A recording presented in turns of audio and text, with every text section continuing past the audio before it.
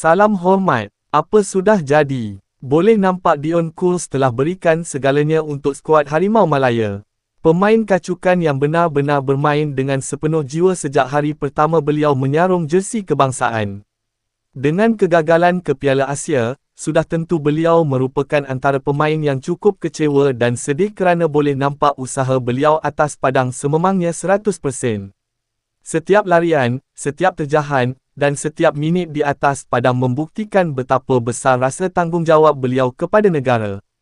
Inilah mentaliti yang kita perlukan dalam pasukan, tidak pernah mengalah, sentiasa berjuang hingga whistle penamat.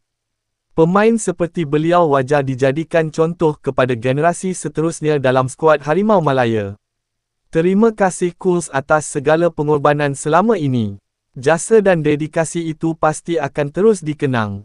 Apa pun yang berlaku, kita bangkit semula, move forward, lebih kuat dari sebelumnya.